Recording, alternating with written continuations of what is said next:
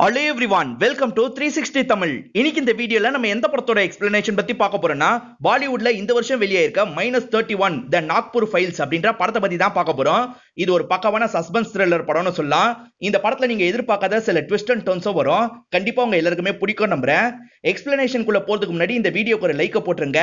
நீங்க போடுற லைக் மூலமா இந்த வீடியோ நிறைய பேர்கிட்ட கொண்டு போய் சேர்க்கப்படும். இப்ப டைம் வேஸ்ட் பண்ணாம நம்ம நேரடியா எக்ஸ்பிளனேஷனுக்குள்ள போயிரலாம். இந்த படம் முழுக்கவே லாக்டவுன் டைம்ல நடக்கிற மாதிரி தான் நமக்கு எடுத்திருப்பாங்க. ஸ்டார்டிங்ல ரியல் ஃபுட்டேஜ் நமக்கு காட்டுறாங்க. பாடி எரிக்கிறதுக்கு நிறைய பேர் கஷ்டப்பட்டாங்கல்ல. சிலர் என்ன பண்றாங்கன்னா பாடி ஆத்துல எல்லாம் போட்டு விட்டுறாங்க.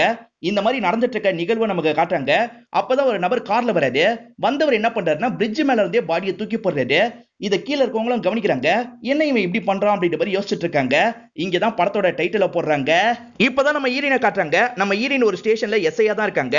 இப்போ ஒரு வயசான லேடிக்கு கொரோனா அறிகுறிலாம் இருக்கு. ஹாஸ்பிட்டலுக்கு வாங்கன்னு சொன்னா இவங்க வராம பிரச்சனை பண்ணிட்டு இருக்காங்க.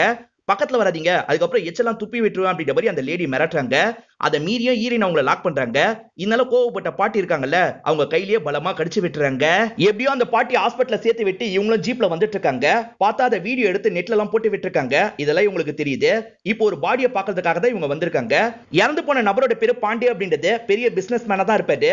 எப்பவுமே வர டாக்டர் வராம புதுசா ஒருத்தர் வந்திருக்காரு. நீங்க யாருன்னு கேட்கும்போது அந்த டாக்டருக்கு கொரோனா, அதனால தான் நான் வந்திருக்கேன், என் பேரு கௌதம்னு சொல்றாரு. இப்ப சாம்பிள் இந்த இடத்துல கலெக்ட் பண்றாரு.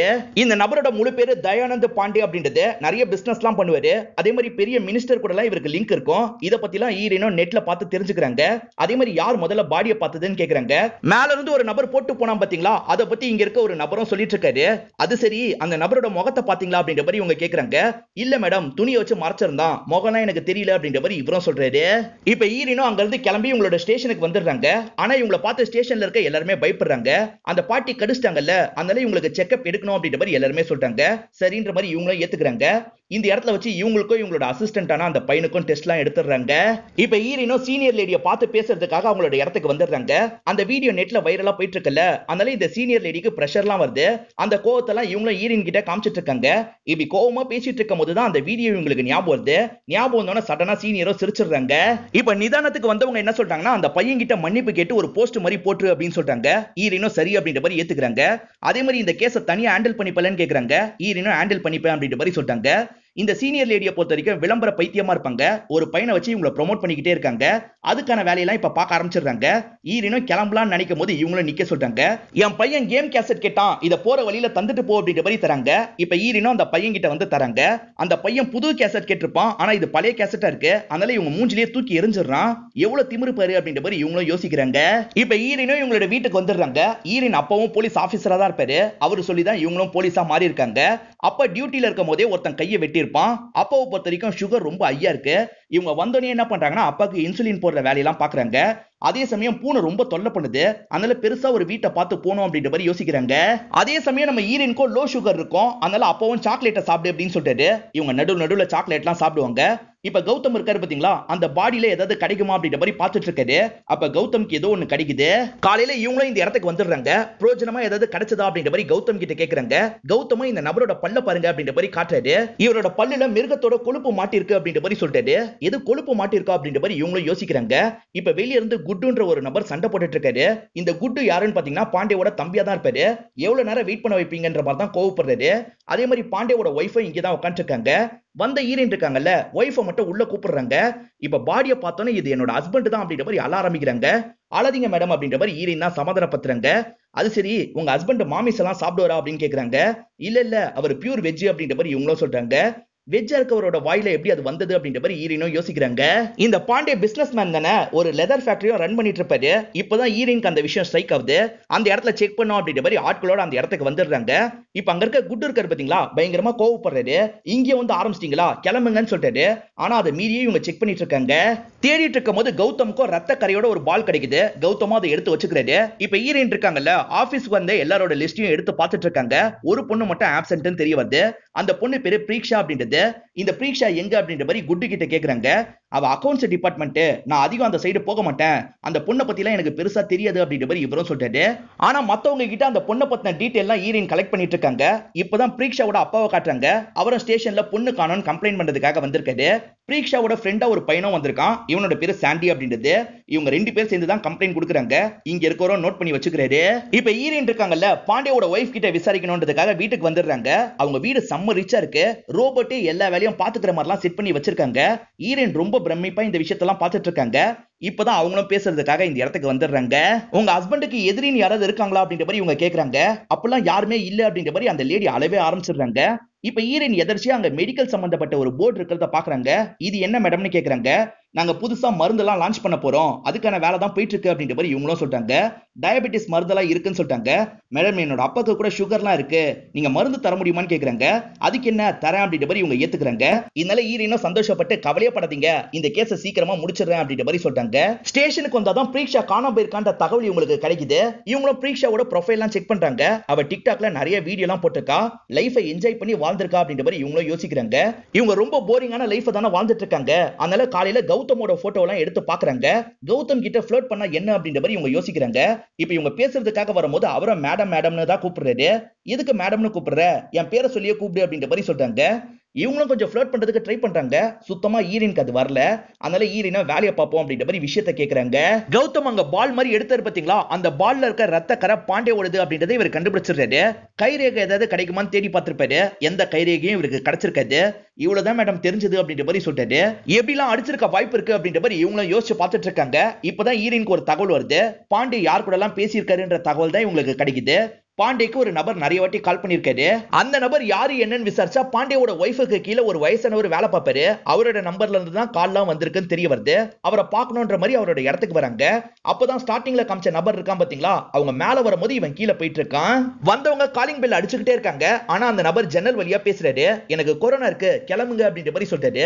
இவங்க என்ன கேக்குறாங்கன்னா, எதுக்காக பாண்டியக்கு கால் பண்ணிக்கிட்டே இருந்தீங்கன்னு கேக்குறாங்க. நான்லாம் கால் பண்ணல, எனக்கு தெரிஞ்சவன் தான் கால் பண்ணான் அப்படின்னு சொல்லிட்டாரு. இவங்க அவரை பத்தி விசாரிக்கலாம்னு நினைக்கிறாங்க. மேடம் எனக்கு கொரோனா, தயவு செஞ்சு கிளம்புங்க அப்படின்ற மாதிரி இவரும் வேகமா ஜன்னலை சாத்திடுறாரு. என்ன பண்றதுன்னு தெரியாம ஹீரோயினும் இங்க இருந்து கிளம்ப ஆரம்பிக்கிறாங்க. அப்பதான் சீனியர் லேடி கால் பண்றாங்க. இன்னும் நீ அந்த போஸ்டர் போடலையா, சீக்கிரமா அந்த பையனை பார்த்து போஸ்டர் போடு அப்படின்னு சொல்றாங்க. சரி மேடம் அப்படின்ற மாதிரி ஹீரோயினும் ஏத்துக்கிறாங்க. இப்ப அந்த பையனை பார்த்து பேசுறதுக்காக வராங்க. கொரோனாவோட எதிர்ப்பு சக்திக்காக ஒரு மருந்து தருவாங்க. அந்த மருந்து பெருசா நிறைய பேருக்கு கிடைக்கவே மாட்டேங்குது. அதனால ஹாஸ்பிட்டலே பரபரப்பா தான் இருக்கு. இவங்களும் அந்த பையனை மீட் பண்ணிடுறாங்க. ஆனா அந்த பையன் இவங்க மேல பயங்கரமா கோவப்படுறான். வீட்டுல வச்சிருந்தா கூட என்னோட அம்மா இந்நேரத்துக்கு நார்மலா இருந்திருப்பாங்க, உங்களால தான் என்னோட அம்மா கொஞ்சம் கொஞ்சமா இறந்துட்டு இருக்காங்க அப்படின்னு சொல்றாரு. எதிர்ப்பு சக்திக்கு ஒரு மருந்து இருக்குல்ல, அதை வாங்க போனா 1 லட்சம் ரூபான்னு சொல்றாங்க. என்னால வாங்க முடியாது அப்படின்ற மாதிரி இவரும் புலம்பிட்டு இருக்காரு. இவங்களும் ஹெல்ப் பண்ணணும்னு நினைக்கிறாங்க. இவங்க போஸ்ட் போட போறாங்கல்ல, அதுல இவருக்கு ஹெல்ப் கேட்டு போஸ்ட் போடலாம்னு நினைக்கிறாங்க. இவர் கூட சேர்ந்த மாதிரி ஒரு போட்டோ எடுத்துக்கிறாங்க. இவருக்கு ஹெல்ப் தேவை அப்படின்ற மாதிரிலாம் போஸ்ட் போட்டுறாங்க. அந்த ஃபேக்டரியில எல்லா பகுதியும் கவர் பண்ற மாதிரி கேமரா இருக்காது. சில பகுதியை மட்டும் தான் அந்த கேமரா கவர் பண்ணும். இவங்களும் வீடியோலாம் செக் பண்றாங்க. நைட்டு சமயம் அடிக்கடி பாண்டி அந்த ஃபேக்டரிக்கு வரது தெரிய வருது. அதே மாதிரி அந்த பொண்ணு இருக்காங்க பாத்தீங்களா, அவங்களும் நடுவுல வராங்க. இவங்க ரெண்டு பேருமே எதுக்காக நைட்டு நேரம் இந்த இடத்துக்கு வராங்க அப்படின்ற மாதிரி ஹீரோயினும் ரொம்ப ஆச்சரியமா பார்த்துட்டு இருக்காங்க. அந்த பொண்ணு அக்கவுண்ட்ஸ் எல்லாம் பார்த்துட்டு இருக்கும் போது அந்த இடத்துக்கு வந்த பாண்டேவை இவங்களை லைட்டா முறைச்சு பாக்குறாரு. பதிலுக்கு இந்த பொண்ணு முறைக்கிற மாதிரி தான் பாக்குறாங்க. இவங்களுக்குள்ள ஏதாவது பிரச்சனை இருக்குமா அப்படின்ற மாதிரி ஹீரோயின் யோசிக்கிறாங்க. இப்பதான் அந்த பொண்ணோட கதையை நமக்கு காட்டுறாங்க. இவங்க பேரு பிரீக்ஷா அப்படின்றது. இவங்களுக்கு ஹிப்ஹாப்ல ரொம்ப இன்ட்ரெஸ்ட் இருக்கும். அதுக்கேத்த வீடியோ எல்லாம் ரெடி பண்றாங்க. இதெல்லாம் தள்ளி இருந்து கவனிச்சிட்டு இருக்க அப்பா கோவப்படுறாரு. எதுக்காக இந்த மாதிரி பண்ணிட்டு இருக்க, நீ படிச்சதுக்கு வேலைக்கு போலாம்ல, நீ முடியெல்லாம் இந்த மாதிரி வச்சிருக்க வரைக்கும் உனக்கு வேலை கிடைக்காது, முடிய முதல்ல நார்மலாக்கு அப்படின்ற மாதிரிலாம் சொல்லிட்டாரு. இப்ப இவங்க இருக்காங்க பாத்தீங்களா, சோகமா இவங்களோட முடிக்கு கலரிங் எல்லாம் பண்ணிட்டு இருக்காங்க. அதே மாதிரி நிறைய பியர்சிங் பண்ணிருப்பாங்க, அதெல்லாம் எடுத்து விட்டுறாங்க. இப்படிதான் பிரீக்ஷா அந்த கம்பெனில வேலைக்காக சேர்ந்திருப்பாங்க. அங்க இருக்க குட் இருக்காரு பாத்தீங்களா, நடுவுல இவங்களை பார்த்து சிரிக்கிறாரு. இவங்களும் பதிலுக்கு சிரிக்கிறாங்க. இதெல்லாம் நமக்கு மட்டும் தான் காட்டுறாங்க. இப்ப ஈரினும் காலையில முழிச்சு ரெஸ்ட் ரூம் போறாங்க. அங்க பார்த்தா இந்த பூனை இருக்கு. நீ இங்கேயும் வந்துட்டியா அப்படின்ற மாதிரி இவங்களும் ஜன்னல் வழியா வெளியே விட்டுறாங்க. குட் இருக்காரு பாத்தீங்களா, பிரீக்ஷா போஸ்டர் லைக் பண்ணிருக்கிறத இவங்க கவனிக்கிறாங்க. இப்ப அவரோட வீட்டுல ரிச்சுவல் மாதிரிலாம் நடந்துட்டு இருக்கு. இவங்களும் கலந்துக்கிறதுக்காக அந்த இடத்துக்கு வந்துடுறாங்க. குட்டு கிட்ட தனியா பேசணுன்றதுக்காக உள்ள வந்து தனியா பேச ஆரம்பிக்கிறாங்க. அந்த பொண்ணு யாருன்னே தெரியாதுன்னு சொன்னீங்க, ஆனா அந்த பொண்ணோட போஸ்ட் எல்லாம் நீங்க லைக் பண்ணி வச்சிருக்கீங்க, அது எப்படி அப்படின்ற மாதிரி கேக்குறாங்க. அந்த பொண்ணுன்னு தெரியாம லைக் பண்ணிருப்பேன், நான் தெரிஞ்செல்லாம் லைக் பண்ணிருக்க மாட்டேன் அப்படின்ற மாதிரி சொல்லிட்டாரு. இவங்க ரெண்டு பேர் பேசிட்டு இருக்கும்போது கரெக்டா மினிஸ்டர் வராரு. இந்த மினிஸ்டர் இந்த ஃபேமிலிக்கு வேண்டியவரா இருப்பாரு. கேஸ் எந்த அளவுக்கு போயிட்டு இருக்கு அப்படின்ற மாதிரி கேக்குறாரு. அதே மாதிரி பிஏ கிட்ட சொல்லி இவங்க கிட்ட நம்பரை தர சொல்லிட்டாரு. எந்த ஹெல்ப்னாலும் சாருக்கு கால் பண்ணுங்க அப்படின்ற மாதிரி அந்த பிஏவும் நம்பர்லாம் தந்துட்டு போறாரு. ஈரினும் பிரீக்ஷாவோட அப்பாவை பார்க்கணும் அப்படின்னு நினைக்கிறாங்க. இப்ப அவரோட வீட்டுக்கு வந்து அவர்கிட்ட விசாரிக்கிறாங்க.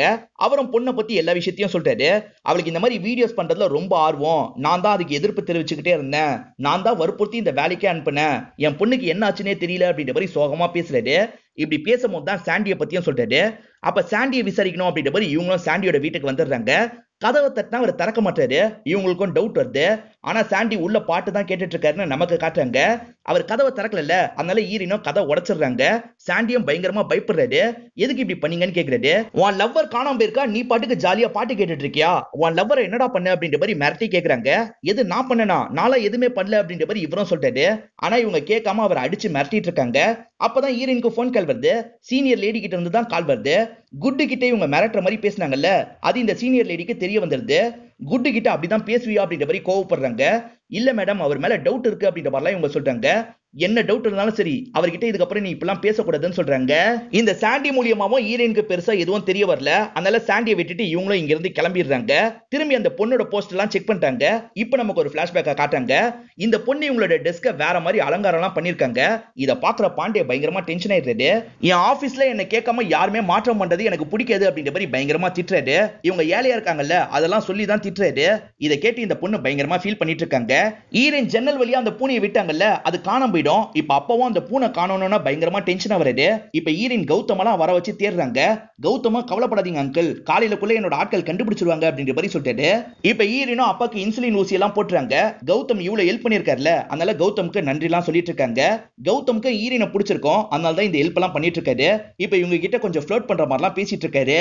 இப்ப திரும்பி பிரீக்ஷாக்கு நடந்ததை நமக்கு காட்டுறாங்க. பிரீக்ஷா குட்டு கிட்ட ரொம்ப க்ளோஸ் எல்லாம் பேசிட்டு இருக்காங்க. குட்டுவும் சீக்கிரமா தனி பிசினஸ் ஆரம்பிக்க போறேன்னு சொல்லிட்டு நீங்க சொல்ல மட்டும் தான் செய்றீங்க அப்படின்னு சொல்றாங்க. நான் இந்த வாட்டி செய்யவே போறேன் அப்படின்ற மாதிரி இவரும் மடியெல்லாம் உட்கார வச்சுக்கிறாரு. இவங்க ரெண்டு பேருமே கொஞ்சம் தான் பேசிட்டு இருக்காங்க. அப்பதான் பாண்டிய இருக்காரு பாத்தீங்களா, இந்த இடத்துக்கு வந்துடுறாரு. சடனா கதவை தட்டுறாரு. இவங்க ரெண்டு பேருமே செம்மையா பயந்துட்டு இருக்காங்க. என் ரூம்ல என்ன பண்ணிட்டு இருக்கீங்க அப்படின்ற மாதிரி ரெண்டு பேரையும் திட்டுறாரு. இப்ப அந்த பொண்ணை அனுப்பி தம்பியை மட்டும் திட்டுறாரு. ஓஹோ, நீ தனியெல்லாம் பிசினஸ் பண்ண போறியா, எப்படி பண்றன்றத நானும் பாக்குறேன் அப்படின்ற மாதிரி சொல்றாரு. அதே மாதிரி இப்ப அந்த பொண்ணை திட்டுறதுக்காக வந்துடுறாரு. பிரீக்ஷாக்கு பக்கத்துல வந்தவர் கையில வச்சிருக்க பொருளை வேணும்ட்டு அங்க இருக்க தண்ணியில போட்டுறாரு. அதை எடுத்து தானே சொல்றாரு. இவங்களும் தயங்கிக்கிட்டே அதை எடுத்து தரதுக்கு வராங்க. உன் கையில பட்டது எனக்கு எதுக்கு, நீயே வச்சுக்கோன்னு சொல்றாரு.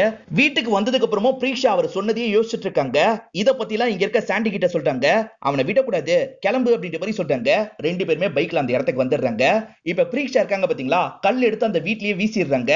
கிளம்பலாம் அப்படின்ற மாதிரி இவர் கூட வேகமா இங்க இருந்து கிளம்புறாங்க. இந்த குட்டுவை துருவி துருவி விசாரிச்சா ஏதாவது தெரிய வரும் அப்படின்னு ஈரின் நினைக்கிறாங்க. இப்ப குட்டு என்ன சொல்றாருன்னா, எனக்கு எதுவுமே தெரியாது, என்ன கால் பண்ண விடுங்கன்னு சொல்றாரு. ஆனா இவங்க கேட்காம விசாரணை பண்ணிட்டு இருக்காங்க. இதெல்லாம் நடந்துட்டு இருக்கிறது சீனியர் லேடிக்கு தெரிய வந்துருது. இப்ப சீனியர் லேடியும் வெளியே வர வச்சு இவங்க கிட்ட பேச ஆரம்பிக்கிறாங்க. நான் என்ன சொன்னேன், நீ என்ன பண்ணிட்டு இருக்க அப்படின்ற மாதிரி ஒரு அசிங்கமான வார்த்தையை சொல்லி ஈரினை திட்டிடுறாங்க. ஈரின் முகம் சோகமா மாறிடுது. இதுக்கப்புறம் இந்த கேஸ் எல்லாம் நீ விசாரிக்க தேவையில்ல, கிளம்பு அப்படின்னு சொல்றாங்க. இப்ப ஈரினும் சோகமா கார் வரைக்கும் வந்து கார்ல உட்காந்து அழுதுட்டு இருக்காங்க. இப்பதான் இவங்களுக்கு நானான்ற அந்த மினிஸ்டர் கிட்ட இருந்து கால் வருது. நீங்க ஒரு வீடை பார்த்துட்டு இருக்கீங்கல்ல, உங்களுக்காக பக்காவா ஒரு வீடை நான் பார்த்துட்டேன், அந்த வீட்டை நீங்க எடுத்துக்கலாம் அப்படின்னு சொல்லிட்டு எதுக்கு சார் இதெல்லாம் பண்றீங்க அப்படின்ற மாதிரி இவங்களும் கேக்குறாங்க. நாளை பின்ன எனக்கு ஏதாவதுன்னா நீங்க பண்ண மாட்டீங்களா, அதனால தான் அப்படின்னு சொல்லிட்டு இவர் எதுக்காக இப்பெல்லாம் பண்ணிட்டு இருக்காரு, இவருக்கும் இந்த கேஸுக்கும் ஏதோ சம்பந்தம் இருக்கு போல அப்படின்ற மாதிரி இவங்களும் யோசிக்கிறாங்க. வரப்போற வண்டியெல்லாம் செக் பண்ற வேலையை தான் இப்ப ஈரின் பார்த்துட்டு இருக்காங்க. ஒரு மெடிக்கல் ஷாப்புக்கு பக்கத்துல இருந்து தான் இந்த விஷயத்த பண்ணிட்டு இருக்காங்க.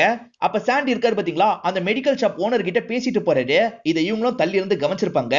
இப்ப மெடிக்கல் ஷாப்ல வந்து எனக்கு ஏர் டை வேணும் அப்படின்ற மாதிரி கேட்டு வாங்கிக்கிறாங்க. அந்த டையை யூஸ் பண்ணி உங்களோட முடி கலர்லாம் வேற மாதிரி மாத்திக்கிறாங்க. இப்ப கௌதம கூட்டிட்டு சீனியர் லேடி இருக்காங்க பாத்தீங்களா, அவங்க வீட்டுக்கு வந்துடுறாங்க. இந்த லேடி ஓவரா பேசிட்டா, விடக்கூடாது அப்படின்னு சொல்றாங்க. இப்ப கல்ல தூக்கி சடனா எரிஞ்சிட்டு ஓட ஆரம்பிக்கிறாங்க. எதுக்காக இப்பெல்லாம் பண்ணிட்டு இருக்க அப்படின்ற மாதிரி கௌதமும் கேக்குறாரு. சும்மா ஜாலிக்காக தான் அப்படின்ற மாதிரி இவங்களும் சொல்றாங்க. இவங்க சிரிச்சுக்கிட்டே கொஞ்சம் நெருங்குறாங்க. அப்ப கௌதம கிஸ் பண்ற மாதிரி பக்கத்துல வராரு. அப்பன்னு பார்த்து கௌதமுக்கு போன் கால் வருது. பாடி கிடைச்சிருக்கு, உடனே வாங்கன்னு சொல்றாங்க. அதாவது அந்த காணாம போன பொண்ணோட பாடி தான் கிடைச்சிருக்கு. இவங்க ரெண்டு பேருமே அந்த இடத்துக்கு வந்து அந்த பாடியை பாக்குறாங்க. அதே மாதிரி தண்ணியில தான் போட்டு போயிருக்காங்கன்னு தெரிய வருது. இப்ப நைட் நேரம் குட்டுவும் ஃபேக்டரிக்கு வந்துடுறான். ஏதோ டைரியில குறிச்ச மாதிரி ஒரு நம்பரை வச்சு ஃபேக்டரியில எதையோ தேடிட்டு இருக்கான். இவன் என்ன தேடிட்டு இருக்கான்றது இப்ப நமக்கு தெரியல. போக போக தான் அந்த விஷயம்லாம் நமக்கு தெரிய வரும். ஈரினும் சாதாரணமா இவங்களோட வேலையை பார்க்கறதுக்காக ஸ்டேஷனுக்கு வராங்க. அப்பதான் சீனியர் லேடி உன்னை கூப்பிட்டாங்க அப்படின்ற மாதிரி அங்க இருக்கவர் சொல்லிட்டாரு. இவங்களும் சீனியர் லேடியை பார்க்கறதுக்காக வராங்க. இந்த உன் சஸ்பென்ஷன் லெட்டர் அப்படின்ற மாதிரி இவங்க தராங்க. ஏன்னு ஈரின் கேக்குறாங்க. ஏன்னு உனக்கு தெரியாதா? கல்ல எரியறதுக்கு முன்னாடி இந்த விஷயத்தெல்லாம் யோசிச்சிருக்கணும் அப்படின்ற மாதிரி இவங்களும் சிசிடிவி ஃபுட்டேஜை காட்டுறாங்க. ஈரின் மேற்கொண்டு எதுவுமே பேச மாட்டாங்க. அமைதியே இங்க இருந்து கிளம்ப ஆரம்பிச்சிடுறாங்க. லோன் போட்டு புது வீட்டுக்கு போற மாதிரி தான் பிளான் இருக்கும். இப்ப அது கெட்டு போயிருச்சுல, அதனால அப்பவும் இவங்க மேல பயங்கரமா கோவப்பட்டு இருக்காரு. இவங்களும் அடக்கி வச்சிருக்க எல்லா கோவத்தையும் இப்ப அப்பா மேல காமிச்சிடுறாங்க. ஆக்சுவலா இந்த வேலையில இவங்களுக்கு விருப்பமே இருக்காது. அப்பா சொல்லி தான் இந்த வேலையெல்லாம் பார்த்திருப்பாங்க. அதெல்லாம் இப்ப கோவப்படும் போது போட்டு உடைச்சிடுறாங்க.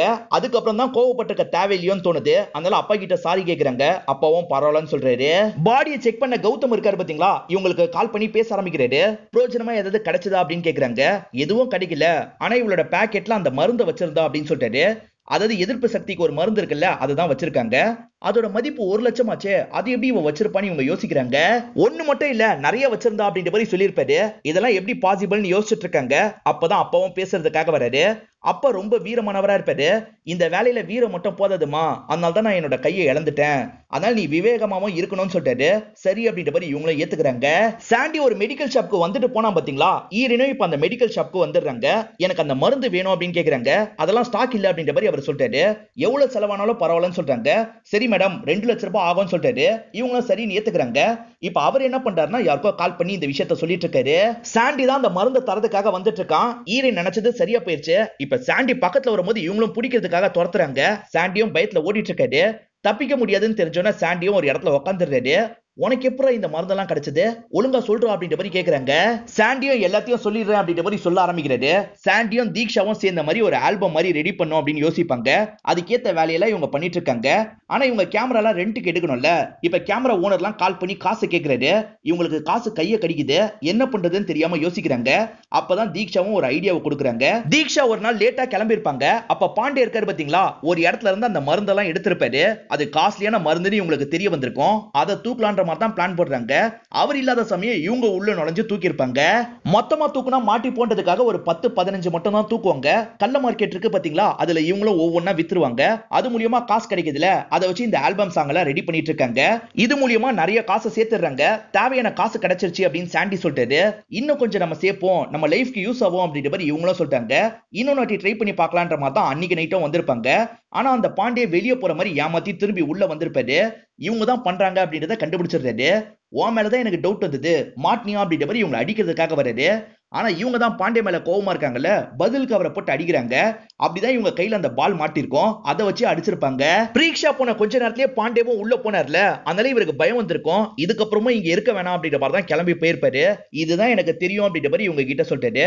இப்ப ஈரின் இருக்காங்கல்ல, அந்த இடத்துக்கு போலான்ற மாதிரி இவரை கூட்டு வந்துடுறாங்க. சாண்டிக்கும் எங்க இருக்குன்னு தெரியாது. அதனால 2 பேருமே சேர்ந்த மாதிரி தேடிட்டு இருக்காங்க.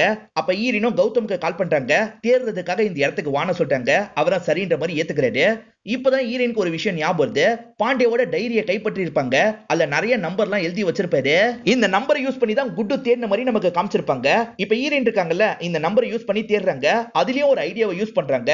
கூலிங்கான இடத்துல தான் அந்த மருந்தை வைக்க முடியும். அதனால கூலிங்கான பிளேஸ்ல மட்டும் தேடி பாக்குறாங்க.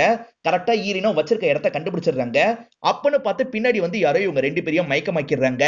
ஸ்டார்டிங்ல மாஸ்க் போட்டு ஒரு நபரை காமிச்சாங்க பாத்தீங்களா, அவர் தான் இவங்க 3 பேரையும் லாக் பண்ணி வச்சிருக்காரு. இப்ப இங்க இருக்க சரக்கெல்லாம் எடுத்து அடுக்கி வச்சிட்டு இருக்காரு. இப்படி அடுக்கி வச்சிட்டு இருக்கும் போது ஈரனும் கண்முழிச்சிடுறாங்க. இவங்க கண்முழிக்கும் போது அந்த நபர் தள்ளி இருக்காரு. இவங்க என்ன பண்றாங்கன்னா, கௌதம் எப்பவுமே சரக்கு வச்சிருப்பாரு. அந்த சரக்கு எடுத்து இந்த சரக்கு மேல எல்லாம் ஊத்தி விட்டுறாங்க. பக்கத்துல வந்தனா கொளுத்தி விட்டுருவேன் அப்படின்ற மாதிரி இவனை மிரட்டுறாங்க. அவசரப்பட்டு முட்டாள்தனமா எதுவும் பண்ணிடாத, இதோட மதிப்பு ரொம்ப ஜாஸ்தி அப்படின்ற மாதிரி அவனும் சொல்றான். இந்த நபரை தான் லிஃப்ட்ல போகும்போது நம்ம பார்த்தோம் அப்படின்ற மாதிரி இவங்களும் யோசிக்கிறாங்க. நீ யாருன்னு கேக்குறாங்க. நான் நானா கிட்ட தான் வேலை பாக்குறேன் அப்படின்ற மாதிரி சொல்றான். ஆக்சுவலா நானாவும் பாண்டேவும் சேர்ந்த மாதிரி தான் இந்த பிசினஸ் பண்ணிட்டு இருப்பாங்க. கொரோனா டைம் வந்தோடனே இந்த மருந்தோட மதிப்பு ரொம்ப அதிகமாயிடும். அதனால பாண்டே இருக்காரு பாத்தீங்களா, நானாவே ஏமாத்தி இந்த பிசினஸ் பண்ணணும்னு நினைச்சிருப்பாரு. அதனாலதான் எல்லா பிரச்சனையும் ஆரம்பிச்சது அப்படின்ற மாதிரி இவனும் சொல்றான். அந்த பிரீக்ஷா பொண்ணு சாவர அளவுக்குலாம் அடிச்சிருக்க மாட்டாங்க. லைட்டா அடிச்சுட்டு இங்க இருந்து தப்பிக்கிறதுக்காக ஓடி இருப்பாங்க. அப்பன்னு பார்த்து இந்த நபர் வந்திருப்பான். வந்த நபர் இருக்கான் பாத்தீங்களா, அந்த சரக்கு இருக்கிற இடத்த சொல்லுன்னு கேக்குறான். இந்த பாண்டே சொல்லிருக்க மாட்டாரு. இதனால தான் ஒரு தண்ணிக்குள்ள முக்குன்னு முக்கியிருப்பான். அப்பதான் அந்த கொழுப்பு இவரோட பல்லுல மாட்டிருக்கும். முக்கிய ஒரு ஸ்டேஜ்ல இவரை சாவடிச்சிருவான். இவன் கொன்னதை பிரீக்ஷா பாத்துட்டாங்கல்ல, இங்க இருந்து தப்பிக்கணும் அப்படின்ற மாதிரி தப்பிக்கிறதுக்கு ட்ரை பண்ணிருப்பாங்க. ஆனா அவன் இருக்கான் பாத்தீங்களா, பிரீக்ஷாவையும் பாத்துருவான். இவளையும் விடக்கூடாதுன்ற மாதிரி தான் சாவடிச்சிருப்பான். இது எல்லாத்தையும் இவன் சொல்லிட்டு இருக்கான். இப்ப ஹீரோயின் இருக்காங்கல்ல, சடனா அந்த இடத்தை கொளுத்தி விட்டுறாங்க. இவனும் ஷாக் ஆகி அதை அணைக்கிறதுக்கு ட்ரை பண்ணிட்டு இருக்கான். இதுதான் கேப்ன்ற மாதிரி இவங்க 3 பேருமே அவனை அட்டாக் பண்ணிட்டு இருக்காங்க. இப்ப நெருப்பெல்லாம் அணைச்சவன் உங்களை விட மாட்டேன் அப்படின்னு கண்ணால ஷூட் பண்றதுக்கு வரான். ஆனா பின்னாடி இருந்து சாண்டி இருக்காரு பாத்தீங்களா, அடிச்சு லாக் பண்ணிடுறாரு. இருந்தாலும் அவன் ஷூட் பண்ணிருப்பான். அப்படி ஷூட் பண்ணது கௌதமோட கால்லயே பட்டிருக்கும். அதனால ஹீரோயின் இருக்காங்கல்ல, கௌதம வேகமா ஹாஸ்பிட்டலுக்கு கூட்டு வந்துடுறாங்க. ஆனா ஹாஸ்பிட்டல்ல நிறைய பேருக்கு ட்ரீட்மெண்ட் போயிட்டு இருக்கு. இவருக்கெல்லாம் ஹெல்ப் பண்ண முடியாதுன்னு சொல்லிட்டாங்க.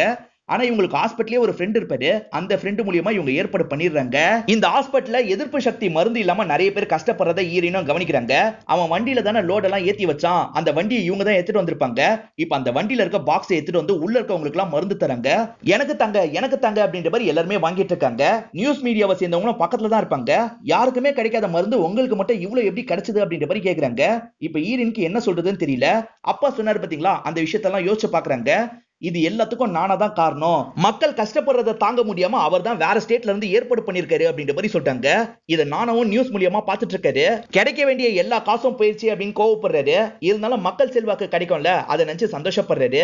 இவர் தான் குட்டு கிட்டியும் சொல்லி தேடலாம் சொல்லியிருப்பாரு. இப்ப பிரசன்ட்ல ஹீரோயின் வீட்டை நமக்கு காட்டுறாங்க. பாண்டியோட ஒய்ஃப் ஒரு வீட்ல இருந்தாங்க பாத்தீங்களா, அந்த மாதிரி காஸ்ட்லியான வீட்ல தான் இப்ப இருக்காங்க. அவங்க வீட்ல இருந்த ரோபோட்லாம் இவங்க வீட்லயும் இருக்கு. நானா பேர் வராம பாத்துக்கிட்டாங்கல்ல, அதனால நானா தான் இந்த விஷயத்தெல்லாம் பண்ணி தந்திருப்பாரு. இப்பதான் திடீர்னு யாரோ பாட்டில வீசுறாங்க. உள்ளெல்லாம் எரிஞ்சிட்டு இருக்கு. யாரு பாட்டில வீசினான்னு பார்க்கணுன்றதுக்காக ஹீரோயினும் வேகமா பால்கனிக்கு வராங்க. பார்த்தா அந்த இடத்துல இருந்து சாண்டி தான் வீசி இருக்காரு. பிரீக்ஷாவோட சாவுக்கு நானா தான் காரணம்ன்றது இவங்களுக்கு தெரிஞ்சு எதுவுமே பண்ணாம விட்டுட்டாங்கல்ல, அந்த கோவத்துல தான் சாண்டி இப்படி பண்றாரு.